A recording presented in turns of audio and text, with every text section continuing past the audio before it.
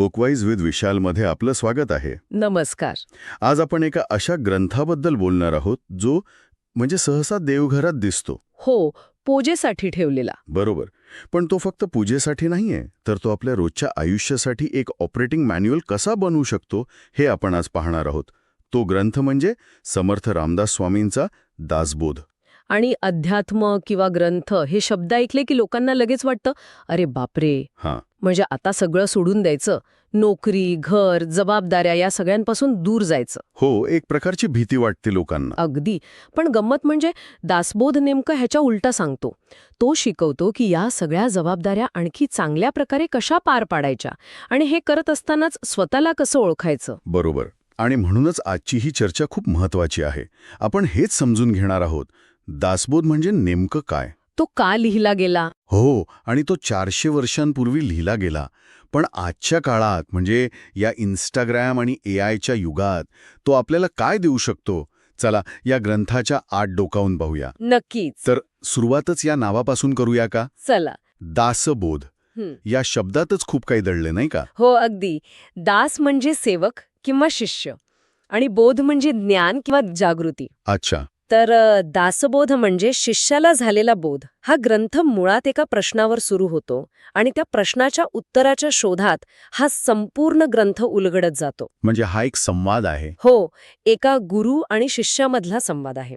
आणि हे गुरु म्हणजे समर्थ रामदास स्वामी. साधारणपणे 1608 ते 1681 हा त्यांचा काळ. आणि त्यांच्याबद्दल एक गोष्ट लक्षात घ्यायला हवी, ते म्हणजे फक्त भगवी वस्त्र घालणारे संत नव्हते. नाही, अजिबात नाही. मला वाटतं हा खूप महत्वाचा मुद्दा आहे. ते एक समाज सुधारक होते, एक विचारक होते. बरोबर. ज्या काळात समाज मरगळलेलो होता, एका पराभूत मानसिकतेत होता, तेव्हा त्यांनी लोकांना प्रयत्न आणि जागृती या 2 गोष्टी शिकवल्या. अगदी. त्यांनी लोकांच्या मनातली भीती आणि आळस यावर थेट हल्ला केला. आणि त्यांचं काम किती मोठं आणि महत्वाचं होतं हे एकाच गोष्टीवरून कळतं. छत्रपती शिवाजी महाराज. हो, छत्रपती शिवाजी महाराजांसारख्या युगपुरुषालाही त्यांच्या मार्गदर्शनाची गरज वाटली. यावरूनच लक्षात येतं की समर्थांचा अध्यात्म हा काहीतरी कुठल्या तरी गुहेत बसून करायचा प्रकार नव्हता. वा, म्हणजे अध्यात्म आणि आपलं रोजचं काम किंवा राष्ट्रकार्य या 2 वेगळ्या गोष्टी नाहीत. त्या एकाच नाण्याच्या 2 बाजू आहेत. आणि हीच गोष्ट दासबोधाच्या रचनेतही दिसते, नाही का? ऐकलंय की तो खूप पद्धतशीरपणे लिहिला गेलाय. हो, कमालीचा पद्धतशीर. यात एकूण 20 दशक आहेत. म्हणजे 20 मुख्य चॅप्टर्स. बरोबर. आणि प्रत्येक दशकात 10 समास आहेत, म्हणजे छोटे सब चॅप्टर्स. असे एकूण 200 समास. बापरे, 200? हो. आणि यात विषय कुठले आहेत? तर मूर्ख माणसाची लक्षणं काय, उत्तम लेखाण कसं करावं, माणसाने व्यवहार कसा करावा, इथपासून ते मी कोण आहे? अगदी मी कोण आहे या अत्यंत गहन प्रश्नापर्यंत. अक्षरशः जीवनाच्या प्रत्येक पैलूवर यात मार्गदर्शन आहे. म्हणजे हे खरंच एक लाईफ मॅन्युअल आहे. पण या सगळ्या माहितीचा, या 200 चॅप्टर्सचा मूळ उद्देश काय? व्हॉट्स द कोर आयडिया? त्याचा गाभा एका वाक्यात आहे, जो समर्थांनी दिला आहे. आधी आत्मबोध, मग परमार्थ आणि त्यातून सुयोग्य व्यवहार. अच्छा, क्रम महत्वाचा आहे. खूप. म्हणजे आधी स्वतःला ओळखा, मग त्या ओळखीच्या आधारावर आपल्या जीवनाचं अंतिम ध्येय काय ते ठरवा आणि मग त्या ध्येयाला धरून आपलं रोजचं आयुष्य जगा. आपण सहसा उलटं करतो. हो, आपण आधी व्यवहारात अडकतो, मग कधीतरी वेळ मिळाला तर परमार्थ आणि आत्मबोधाचा विचार करतो. समर्थ म्हणतात, क्रम बदला. आधी पाया पक्का करा, मग त्यावर इमारत उभी करा. तर मग सुरुवात त्याच पायाभूत प्रश्नापासून करूया जिथून दासबोधाची सुरुवात होते. मी म्हणजे नक्की कोण? हे शरीर की या शरीराच्या आत असलेलं दुसरं काहीतरी? बरोबर. हीच पहिली आणि सगळ्यात महत्वाची पायरी आहे. समर्थ म्हणतात, आपला सगळा गोंधळ इथेच सुरू होतो. कसा? आपण या शरीरालाच मी समजतो. हे शरीर पंचमहाभूतांनी बनलेलं आहे. पृथ्वी, पाणी, अग्नी, वायू आणि आकाश. ते जन्माला येतं, बदलतं आणि एक दिवस नष्ट होतं. पण या शरीरात जी चेतना आहे, जे असणं आहे, त्याला समर्थ आत्मा म्हणतात. तो अविनाशी आहे. तो कधीच जन्मत नाही आणि मरत नाही. म्हणजे हे असं आहे का की आपण गाडी चालवतो, पण आपण स्वतःला गाडी समजत नाही? आपण चालक आहोत हे आपल्याला माहीत असतं. हो. तसंच शरीर ही एक गाडी आहे आणि आत्मा तिचा चालक आहे. पण आपण इतके गुंगून जातो की आपल्याला वाटायला लागतं की आपणच गाडी आहोत. अगदी उत्तम उदाहरण आहे हे. आणि आपण स्वतःला गाडी का समजायला लागतो?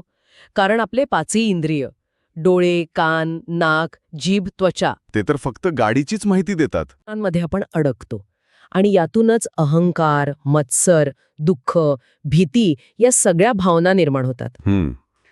समर्थ म्हणतात, देहाची काळजी घ्या, ही गाडी उत्तम स्थितीत ठेवा, पण हे विसरू नका की तुम्ही चालक आहात, गाडी नाही.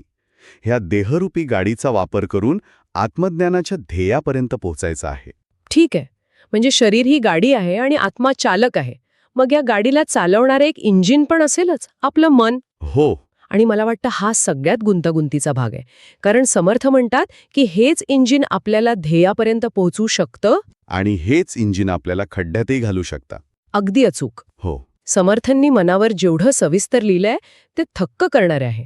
ते म्हणतात मन हेच बंधनाचे कारण आहे आणि तेच मुक्तीचे साधन आहे. म्हणजे आपल्याला अडकवून ठेवणारही मनच आणि यातून बाहेर काढणारही मनच. हो. आणि हे मन आपल्याला कशाकडे कडकं तर 6 गोष्टींमध्ये, ज्यांना ते षड्रिपू म्हणजे 6 शत्रू म्हणतात. काम, क्रोध, लोभ, मोह, मद आणि मत्सर हे ते 6 शत्रू. हो. काम म्हणजे न संपणाऱ्या इच्छा, क्रोध म्हणजे राग, लोभ म्हणजे हव्यास, मोह म्हणजे एखाद्या गोष्टीची किंवा व्यक्तीची आसक्ती, मद म्हणजे गर्व किंवा अहंकार आणि मत्सर म्हणजे दुसऱ्याचा द्वेष. हे 6 शत्रू आपल्या मनात बसून आपलं आयुष्य नियंत्रित करत असतात. एक मिनिट, इथे मला एक प्रश्न विचारावासा वाटतो. विचारा ना. आजच्या कॉर्पोरेट जगात किंवा स्पर्धेच्या युगात यातले काही शत्रू तर जवळजवळ सद्गुण मानले जातात. म्हणजे काम म्हणजे ॲम्बिशन, हो. लोभ म्हणजे ग्रोथ माइंडसेट, मत्सर म्हणजे हेल्दी कॉम्पिटिशन. याशिवाय प्रगती कशी होणार? मग समर्थांचा दृष्टिकोन इथे कसा लागू होतो? हा खूप जबरदस्त प्रश्न आहे आणि आजच्या काळात अत्यंत समर्पक आहे. समर्थ या गोष्टींच्या विरोधात नाहीत, पण ते त्यांच्या अतिरेकाच्या विरोधात आहेत. अच्छा. उदाहरणार्थ, प्रगती करण्याची इच्छा असणं यात काहीच चूक नाही, तो काम आहे. पण जेव्हा ती इच्छा इतकी मोठी होते की त्यासाठी तुम्ही चुकीचे मार्ग वापरू लागता, कुटुंबाकडे दुर्लक्ष करता, आरोग्याची हेळसाण करता, तेव्हा तो विकार बनतो. स्पर्धा, मत्सर चांगली आहे जोपर्यंत ती तुम्हाला अधिक चांगलं काम करायला प्रेरणा देते. पण जेव्हा त्या स्पर्धेचं रूपांतर द्वेषात होतं, दुसऱ्याला खाली खेचण्याच्या वृत्तीत होतं, तेव्हा तो रिपू म्हणजे शत्रू बनतो. समर्थ आपल्याला त्या सूक्ष्म रेषेबद्दल जागरूक करतात, जिथे एक प्रेरणादायी शक्ती एक विनाशकारी शक्ती बनते. वा, म्हणजे कंट्रोल आपल्या हातात हवा, त्यांच्या हातात नको. अगदी. मग या मनाच्या इंजिनला, ह्या 6 विकारांना कंट्रोलमध्ये कसे ठेवायचे? त्यासाठी समर्थांनी काही टूल्स दिली आहेत का? हो, 2 अत्यंत प्रभावी टूल्स. त्यांना ते परमार्थाचे 2 डोळे म्हणतात. विवेक आणि वैराग्य. बरोबर, विवेक आणि वैराग्य. आपण हे शब्द खूप ऐकतो, पण याचा नेमका व्यवहारिक अर्थ काय? विवेक म्हणजे काय? विवेक म्हणजे निवड करण्याची क्षमता. काय शाश्वत आहे आणि काय क्षणभंगूर आहे हे ओळखण्याची बुद्धी. म्हणजे क्रिटिकल थिंकिंग? हो, अगदी. आजच्या भाषेत क्रिटिकल थिंकिंग म्हणता येईल.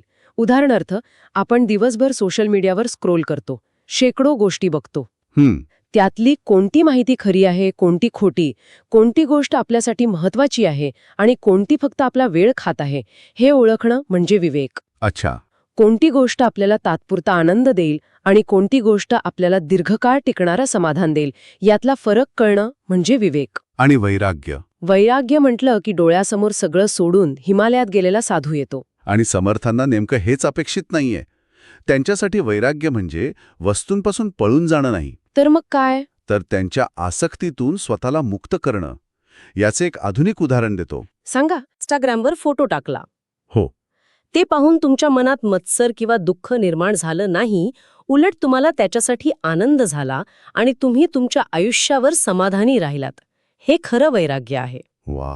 दुसऱ्याच्या यशाने विचलित न होता आपल्या मार्गावर शांतपणे चालत राहणं म्हणजे वैराग्य.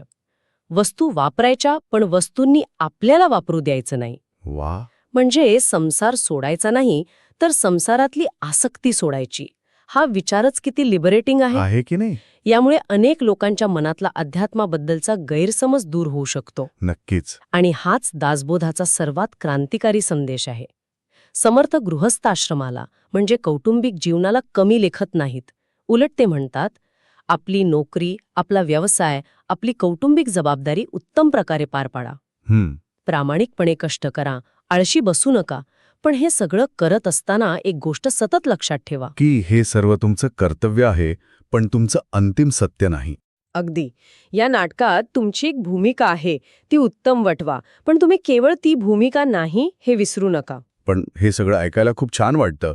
पण समजा एखाद्याची नोकरी गेली, तो आर्थिक संकटात आहे, त्याला भाडं भरण्याची चिंता आहे. हो, अशी परिस्थिती येऊ शकते. अशा परिस्थितीत त्याला तू आत्मा आहेस, शरीर नाहीस, हे सांगणं कितपत व्यावहारिक आहे? त्या क्षणी दासबोध त्याला काय मदत करू शकतो? पुन्हा एकदा खूप महत्वाचा आणि व्यावहारिक प्रश्न. त्या क्षणी समर्थ त्याला तत्वज्ञान सांगणार नाहीत, कारण ती वेळ नाही. मग काय सांगतील? त्या क्षणी ते दासबोधातला दुसरा एक महत्वाचा शब्द आठवायला सांगतील, प्रयत्न. ते म्हणतील, ठीक आहे, संकट आलं आहे, भीती वाटणं स्वाभाविक आहे, पण त्या भीतीने स्वतःला निष्क्रिय बनवू नकोस. रडत बसू नकोस. हो, रडत बसू नकोस. उठ आणि पुढचा प्रयत्न कर. दासबोध हा पलायनवाद शिकवत नाही, तो प्रयत्नवाद शिकवतो. यत्न तो देव जाणावा, असं ते म्हणतात. प्रयत्न हाच देव आहे. बरोबर. आत्मज्ञानाचा विचार हा त्या प्रयत्नांना आधार देण्यासाठी आहे, प्रयत्नांना नाकारण्यासाठी नाही. तो विचार एक आंतरिक शक्ती देतो, जेणेकरून बाहेरच्या वादळातही माणूस आतून स्थिर राहू शकतो. तो एक अँकर आहे, जो तुम्हाला बुडू देत नाही. म्हणजे हा सगळा प्रवास एकट्याने करायचा नाहीये. यात प्रयत्न आहे, विवेक आहे, पण हे सगळं करण्यासाठी कुणीतरी मार्गदर्शक लागत असेलच ना. हो, नक्कीच. इथे गुरुचं महत्त्व काय? समर्थांनी गुरुला सर्वोच्च स्थान दिलंय. त्यांच्या मते गुरु म्हणजे फक्त माहिती देणारा शिक्षक नाही, पुस्तकातलं ज्ञान तर कोणीही देईल. अच्छा. गुरु तो जो तुमच्या आत असलेल्या ज्ञानाला जागं करतो, जो तुम्हाला आरसा दाखवतो. गुरु आपल्याला त्या मार्गावरून घेऊन जातो जो त्याने स्वतः अनुभवलेला असतो. त्यामुळे योग्य मार्गदर्शकाशिवाय हा प्रवास खूप कठीण होऊ शकतो. आणि हा मार्ग कसा आहे? म्हणजे फक्त ज्ञान मिळवत राहायचं, की फक्त देवाची भक्ती करत बसायचं, की फक्त काम करत राहायचं? समर्थांचं सौंदर्य यातच आहे की ते कोणत्याही एका गोष्टीचा अतिरेक टाळायला सांगतात. ते बॅलन्सवर, समन्वयावर भर देतात. कशाचा समन्वय? ते ज्ञान, भक्ती आणि कर्म यांचा समन्वय साधायला सांगतात. याचं एक सोपं उदाहरण म्हणजे गाडीची 3 चाकं.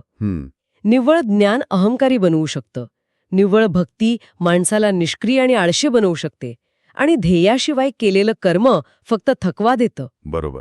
म्हणून ते म्हणतात, ज्ञानाने आपल्या कर्माला दिशा द्या, भक्तीने ते कर्म प्रेमाने आणि नम्रतेने करा.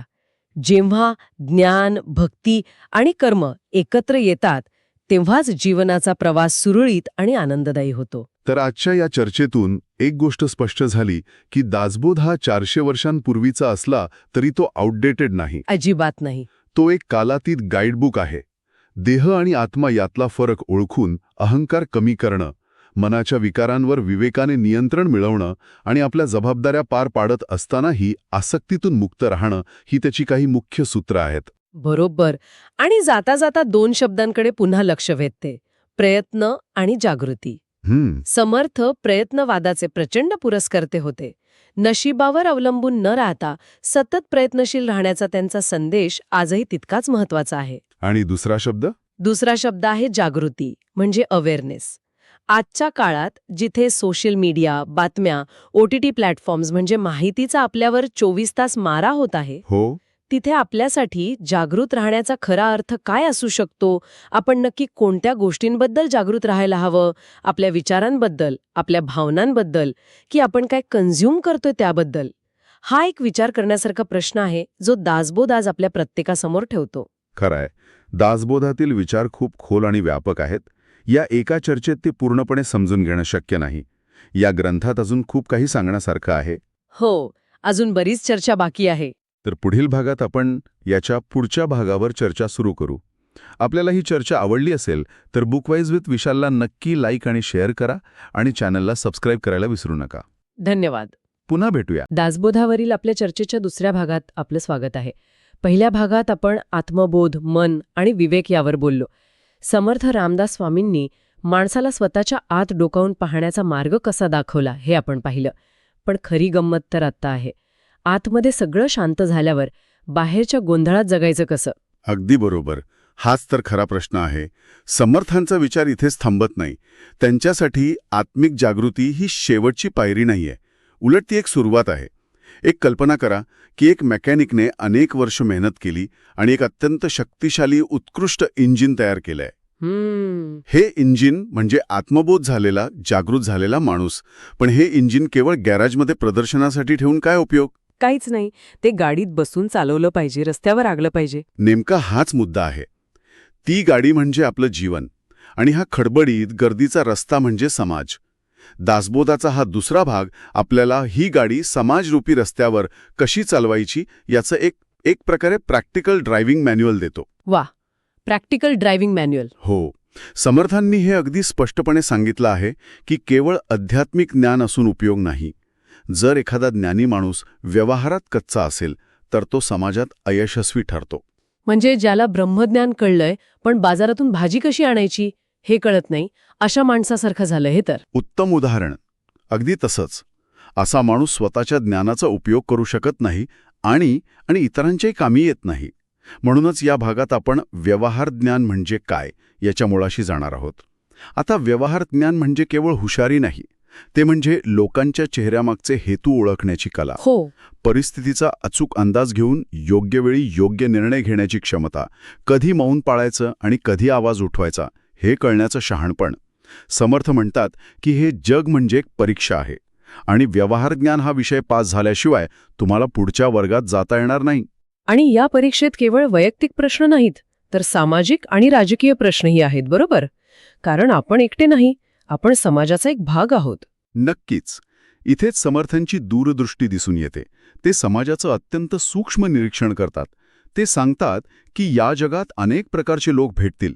काही दिसतात तसे नसतात, काही गोड बोलून आपला स्वार्थ साधतात, तर काहींना आपल्या पदाचा किंवा ज्ञानाचा अहंकार असतो. या सगळ्यांमध्ये आपला मार्ग कसा काढायचा, कोणाला मित्र मानायचं आणि कोणापासून 4 हात लांब राहायचं, यासोबतच पैसा आणि संपत्ती याकडे बघण्याचा त्यांचा दृष्टिकोनही अत्यंत व्यावहारिक आणि संतुलित आहे.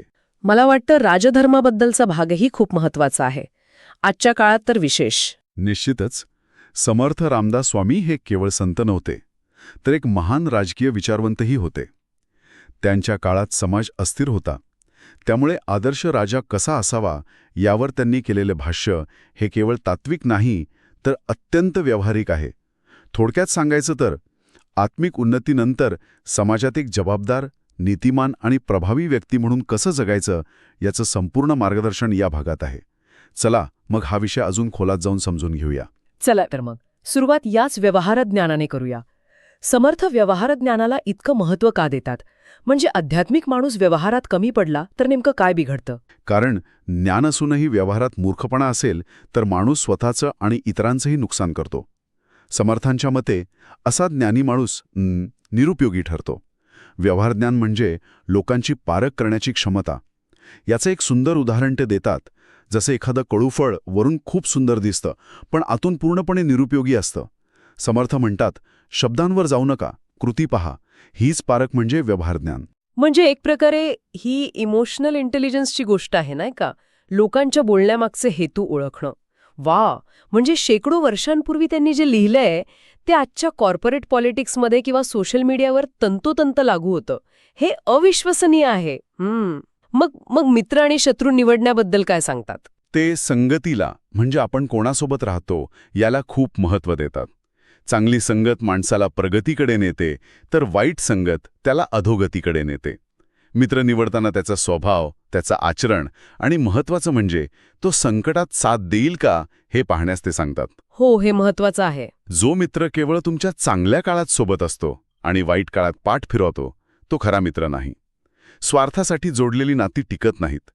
मैत्री ही गुणांवर आधारित असावी, केवळ फायद्यावर नाही, हा त्यांचा महत्त्वाचा संदेश आहे. लोकांचे स्वभाव ओळखणं हे खरंच खूप अवघड आहे, विशेषतः जेव्हा त्यात स्वार्थ आणि पैसा गुंतलेला असतो. आणि पैशाच्या विषयावरून आठवलं, अनेकदा अध्यात्म आणि पैसा यांना एकमेकांचे शत्रू मानलं जातं. यावर समर्थांचा दृष्टिकोन काय?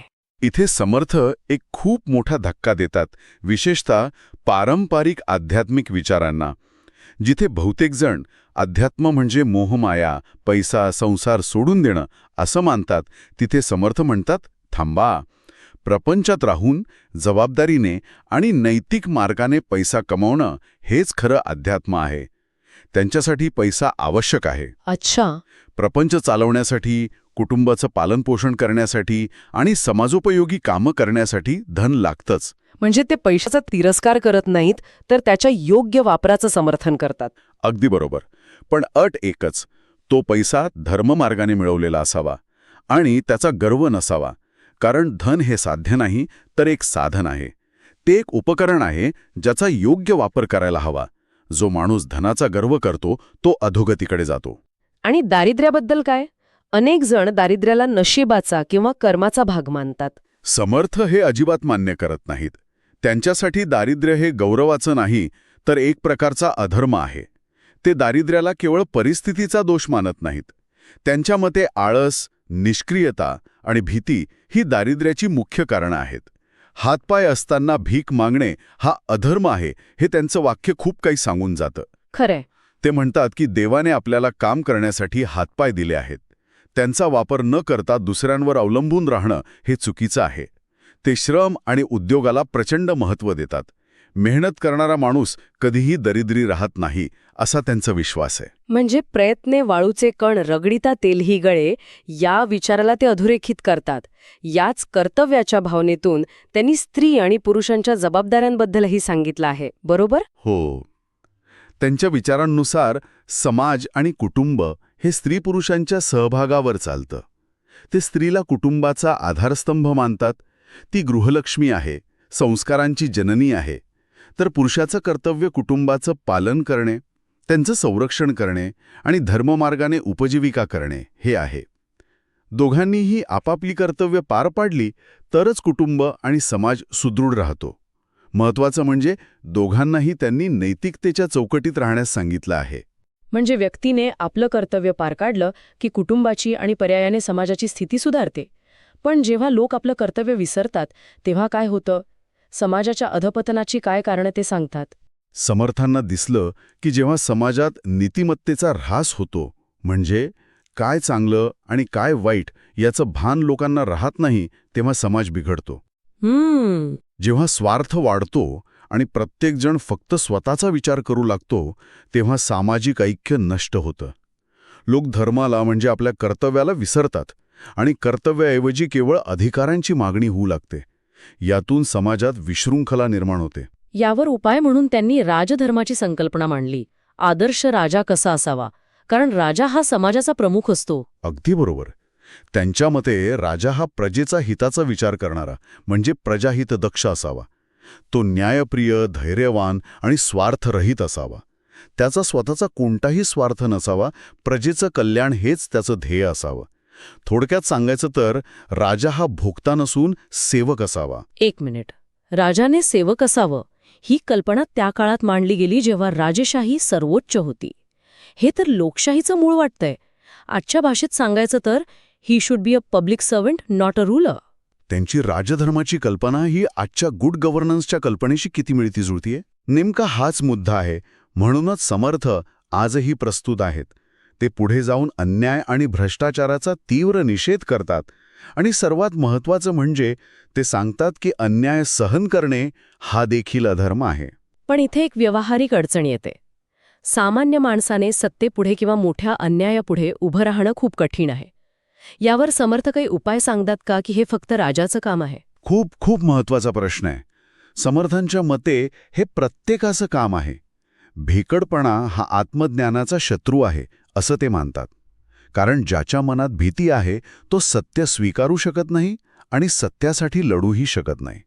जो स्वतःच्या हक्कांसाठी उभा राहत नाही तो धर्मासाठीही उभा राहू शकत नाही. आणि यासाठी आवश्यक आहे स्वाभिमान. पण स्वाभिमान आणि अहंकार यात एक धूसर रेषा असते. बरोबर. आणि समर्थ ती रेषा स्पष्ट करतात.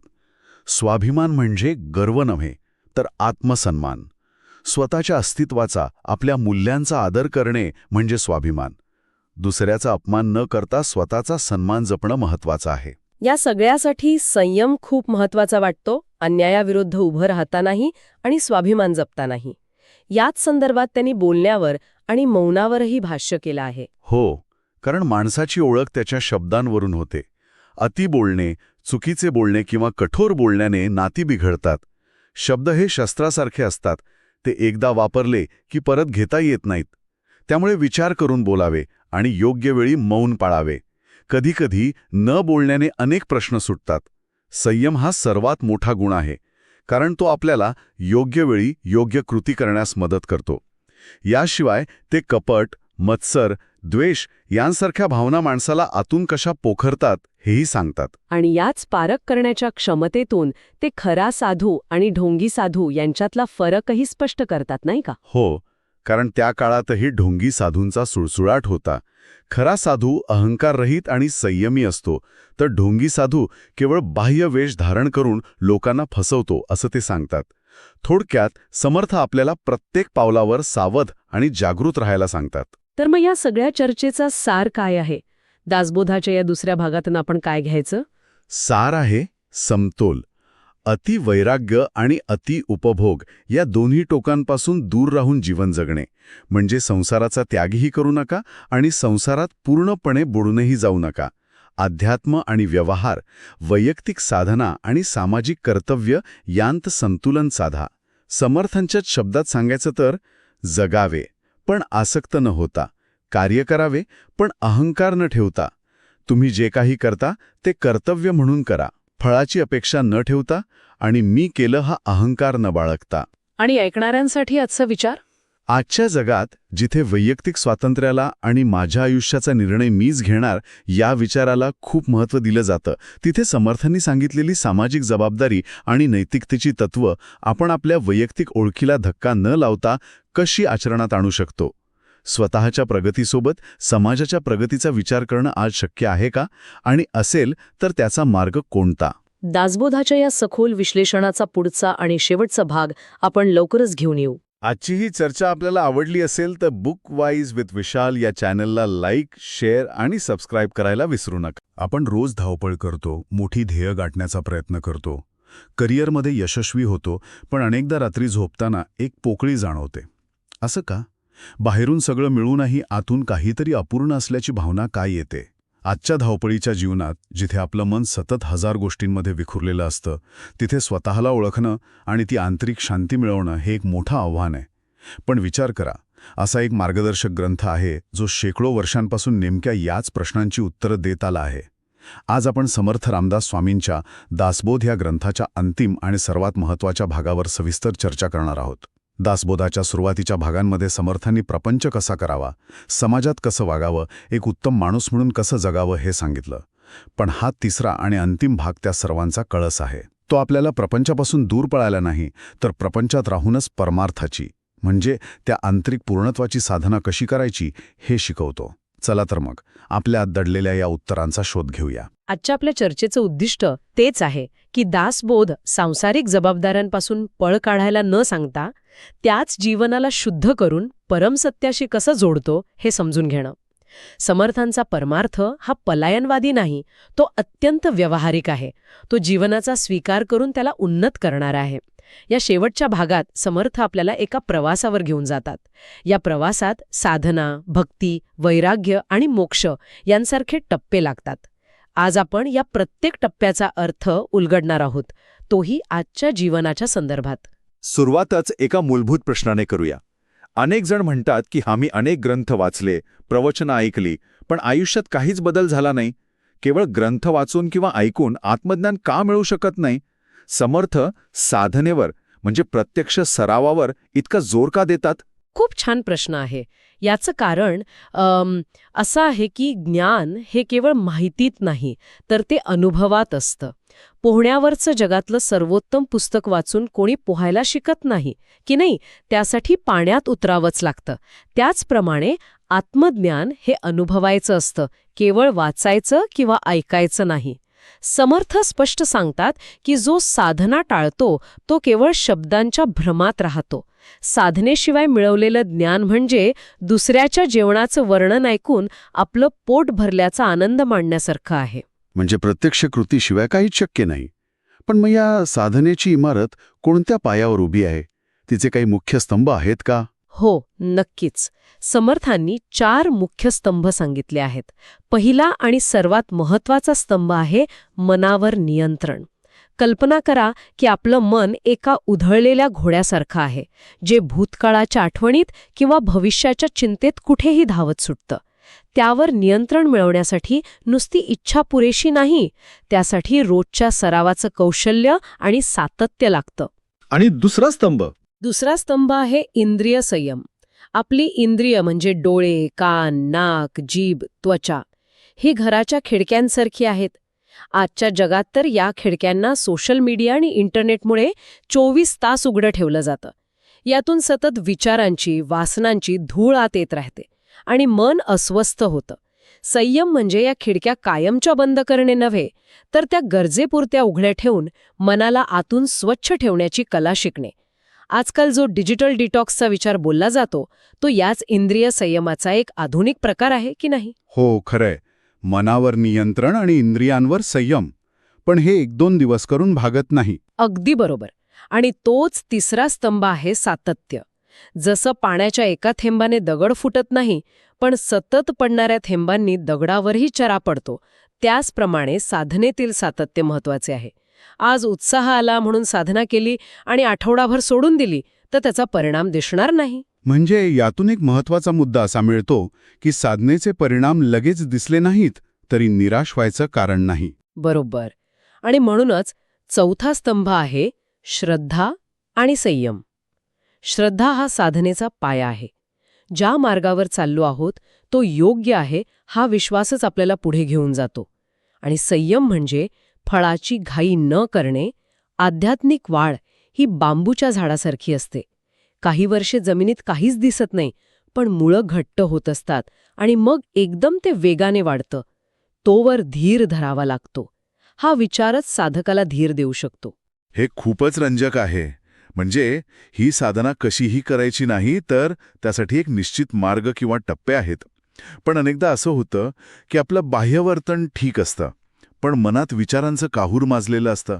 मत्सर, राग, या आंतरिक गढूळपणाचं काय करायचं? समर्थ त्यावर काय सांगतात का? हो, अगदी याच क्रमाने सांगतात. ते साधनेचा एक सुसंगत क्रम सांगतात, जणू काही एका इमारतीचे मजलेच. एक मजला बांधल्याशिवाय दुसऱ्या मजल्यावर जाता येत नाही. पहिला आणि पायाचा टप्पा आहे आचारशुद्धी. म्हणजे आपलं दैनंदिन वर्तन, आपलं बोलणं, वागणं हे शुद्ध आणि नैतिक असणं. जर वागणंच शुद्ध नसेल, खोटं बोलणं, फसवणूक करणं चालू असेल, तर मन शांत होऊ शकत नाही. गढूळ पाण्यात आपलं प्रतिबिंब कसं दिसेल? आणि एकदा बाह्यवर्तन सुधारलं की मग मनाकडे वळायचं का? अगदी. दुसरा टप्पा येतो विचारशुद्धी. तुम्ही म्हणालात तसं मनातलं विचारांचं काहूर शांत करणं. मनातून नकारात्मक, द्वेषपूर्ण, मत्सरयुक्त विचार जाणीवपूर्वक काढून टाकणे. जसं आपण रोज घरातून कचरा बाहेर काढतो, तसं मनातून हा वैचारिक कचरा साफ करायचा. यानंतर येतो तिसरा टप्पा, मनोनिग्रह. आता शुद्ध झालेल्या मनाला एकाग्र करणे, त्याला एका विशिष्ट ध्येयावर, ईश्वरावर किंवा आत्मविचारावर स्थिर करणे. विखुरलेल्या सूर्यकिरणांनी कागद जळत नाही, पण भिंगाखाली एकत्र केल्यावर तो जळतो. तसंच एकाग्र मनामध्ये प्रचंड शक्ती असते. आजच्या भाषेत यालाच फ्लो स्टेट म्हणता येईल, जिथे मन पूर्णपणे एकाग्र होतं. आणि या एकाग्रतेसाठी, या फ्लो स्टेटमध्ये जाण्यासाठी समर्थ काही साधना सांगतात का? हो, तेच चौथ्या टप्प्यात येतं नामस्मरण. मनाला ईश्वराशी अखंड जोडून ठेवण्याचा हा एक सोपा आणि अत्यंत प्रभावी मार्ग आहे. नामस्मरण हे मनासाठी एका नांगरासारखं काम करतं, जे त्याला विचारांच्या वाऱ्यात इकडे तिकडे भरकटू देत नाही. आणि या सर्वांचा एकत्रित परिणाम म्हणजे अंतिम टप्पा, आत्मनिष्ठा, जिथे साधक आपल्या खऱ्या आत्मस्वरूपात स्थिर होतो. त्याला बाह्य परिस्थितीने फरक पडत नाही. महत्वाचं म्हणजे यातला एकही टप्पा वगळून थेट आत्मनिष्ठेवर उडी मारता येत नाही. तुम्ही नामस्मरणाचा उल्लेख केलात. दासबोधात नामस्मरणाला इतरांपेक्षा सर्वोच्च स्थान दिलंय असं वाटतं. असं का? यात असं काय विशेष आहे की हा मार्ग सर्वांसाठी सोपा ठरतो? याचं मुख्य कारण म्हणजे त्याची सहजता आणि सर्वसमावेशकता. ज्ञानमार्ग किंवा योगमार्ग कठीण असू शकतो. त्यासाठी विशिष्ट पात्रता, वेळ आणि शारीरिक क्षमता लागू शकते. पण नामस्मरण करण्यासाठी कोणताही विशिष्ट अधिकार, जात, लिंग किंवा वर्गाची अट नाही. हा मार्ग सर्वांसाठी खुला आहे. तो श्रीमंतासाठी जसा आहे तसाच गरिबासाठी, विद्वानासाठी जसा आहे तसाच सामान्य माणसासाठी. पण एक गोष्ट लक्षात घ्यायला हवी, नामस्मरण म्हणजे केवळ ओठांनी पोपटासारखं नाम घेणे नव्हे. मग नक्की काय अपेक्षित आहे? केवळ शब्दांचा उच्चार नाही, तर त्यामागे अजून काहीतरी आहे का? नक्कीच. त्यात मन, बुद्धी आणि हृदय या तिन्हींना ईश्वराशी जोडणं अपेक्षित आहे. जेव्हा आपण नाम घेतो तेव्हा त्या नामाचा अर्थ मनात असावा, त्या नामामागे असलेली शक्ती आणि प्रेम हृदयात जाणवावं. ते एक आंतरिक अनुसंधान आहे. नुसते ओठ हल्ले आणि मन दुसरीकडेच भटकत असेल तर तो केवळ यांत्रिक सराव होईल.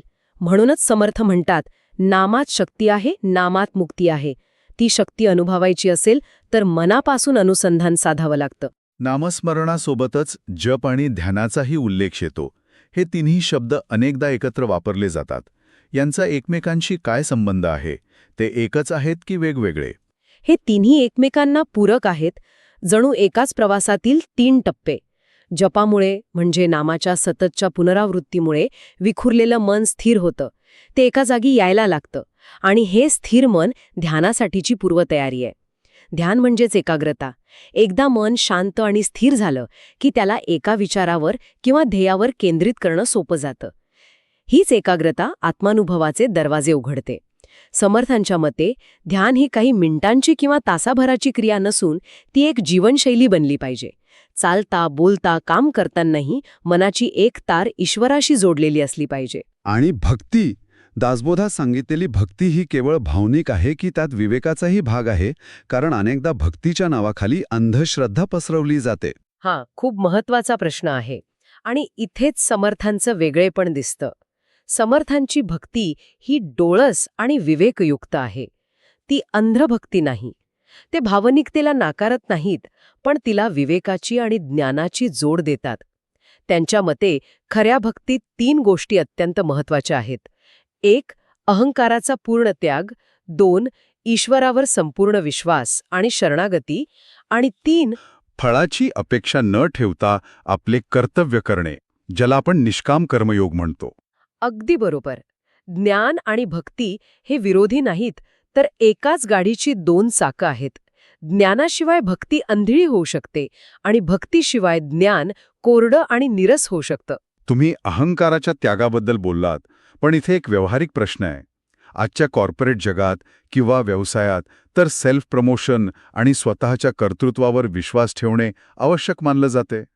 अशा परिस्थितीत निरहंकारी वृत्ती आणि व्यावसायिक यश यांचा मेळ कसा घालायचा, यात एक विरोधाभास नाही का? हवा लागतो.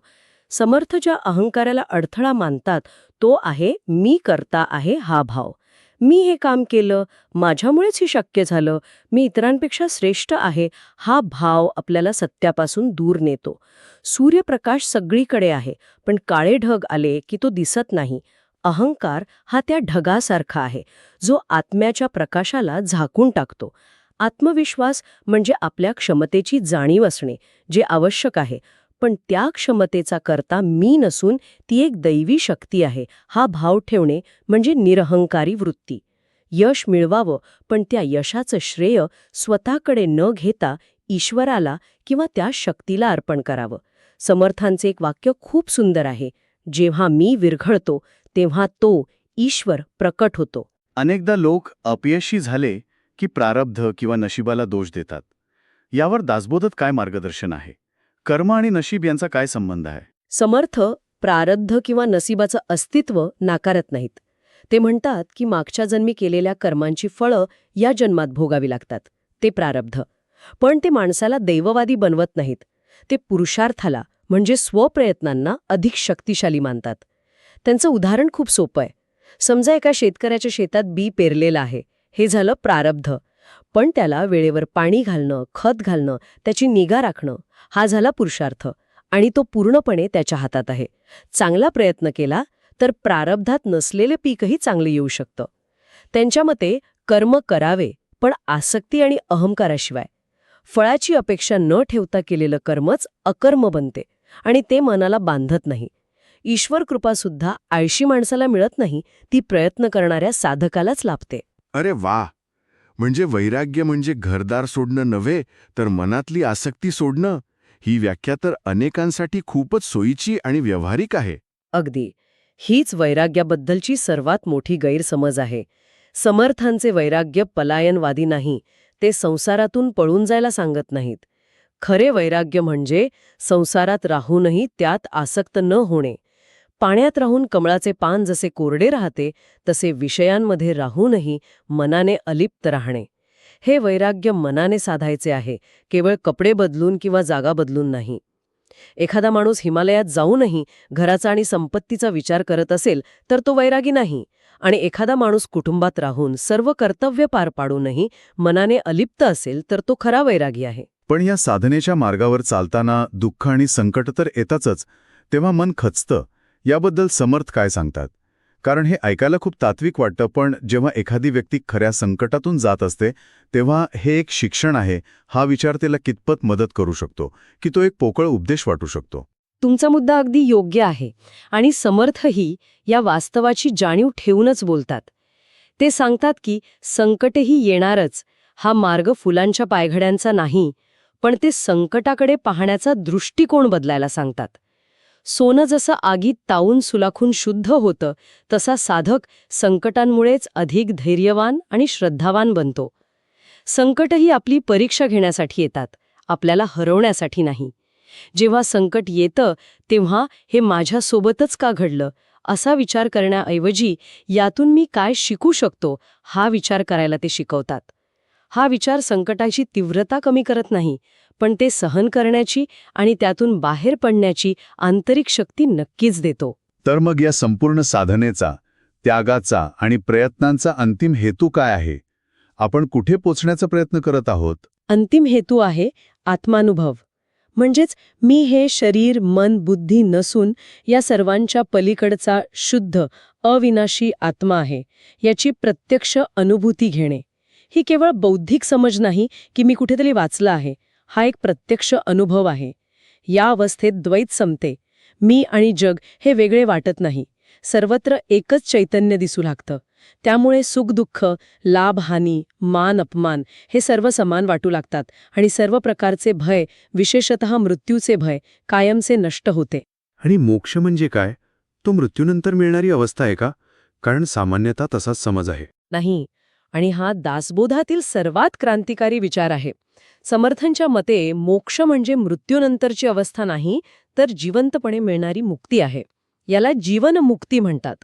जो व्यक्ती अहंकार आणि आसक्तीतून पूर्णपणे मुक्त होऊन आत्मनिष्ठ झाला आहे, तो जिवंतपणेच मुक्त आहे. त्याला मृत्यूनंतर काहीतरी मिळण्याची अपेक्षा नाही. मोक्ष हे पलायन नव्हे, तर पूर्णत्व आहे. समुद्रात मिळण्याआधी नदी जशी अपूर्ण असते आणि समुद्रात मिळाल्यावर ती पूर्ण होते, तसा जीव आत्म्याशी एकरूप झाल्याशिवाय अपूर्ण असतो. ते एकरूप होणे म्हणजेच मोक्ष, आणि तो इथे याच क्षणी अनुभवता येतो. दासबोध 17व्या शतकात लिहिला गेला, पण आजच्या 21व्या शतकातही तो तितकाच समर्पक आणि ताजा कसा वाटतो? कारण तो मानवी मनाच्या मूलभूत समस्यांवर उपाय सांगतो, आणि त्या समस्या काळानुसार बदलत नाहीत. 17व्या शतकातही माणसाला राग, लोभ, मत्सर, असुरक्षितता होती, आणि आजच्या डिजिटल युगातही आहे. फक्त त्याचं स्वरूप आणि कारणं बदलली आहेत. आजच्या काळातील मानसिक तणाव, स्पर्धा, एकटेपणा यांवर दासबोध एक अचूक उपाय आहे. सर्वात महत्त्वाचे म्हणजे हा ग्रंथ केवळ संन्याशांसाठी नाही, तर तो प्रत्येक सामान्य माणसासाठी आहे. गृहस्थ, व्यापारी, विद्यार्थी, नोकरदार प्रत्येकजण आपापल्या जागी राहून आपली कर्तव्य करत परमार्थ साधू शकतो. हेच त्याचं सर्वात मोठं वैशिष्ट्य आहे. तर या संपूर्ण चर्चेचा सार काय आहे? जर एका वाक्यात सांगायचं झालं तर दासबोधाच्या या अंतिम भागातून आपण काय घेऊन जायचं? शक्तीशी जोडलेले राहा. दासबोध हा केवळ ग्रंथ नाही, तो एक दीपस्तंभ आहे, जो माणसाला कमजोर किंवा पलायनवादी बनवत नाही, तर त्याला समर्थ बनवतो. आत्मविश्वासी, विवेकी आणि मुक्त. समर्थांचा अंतिम संदेश आहे, पहिले मनुष्य बना, मग साधक आणि शेवटी मुक्त. आधी एक चांगला नैतिक माणूस बना, मग साधनेच्या मार्गावर चाला, आणि शेवटी त्या आंतरिक स्वातंत्र्याचा, जीवनमुक्तीचा अनुभव घ्या. हाच दासबोधाचा आत्मा आहे. ही सखोल माहिती जर आवडली असेल तर बुकवाईज विथ विशालला लाईक, शेअर आणि सबस्क्राईब करायला विसरू नका. या संपूर्ण चर्चेनंतर एक विचार मनात येतो. दासबोधात सांगितल्याप्रमाणे मी करता आहे हा भाव अहंकार आहे. तर मग आपल्या दैनंदिन जीवनात, ऑफिसमध्ये किंवा व्यवसायात आपल्या कर्तृत्वाला किंवा आपल्या यशाला या अहंकाराच्या भावनेपासून वेगळं कसे ठेवता येईल यावर नक्कीच विचार करायला हवा. पुढच्या वेळी कोणत्या पुस्तकावर अशी सविस्तर चर्चा ऐकायला आवडेल? तुमच्या सूचना कमेंट्समध्ये नक्की कळवा. तुमच्या आवडीच्या पुस्तकावरच पुढची चर्चा आधारित असू शकते.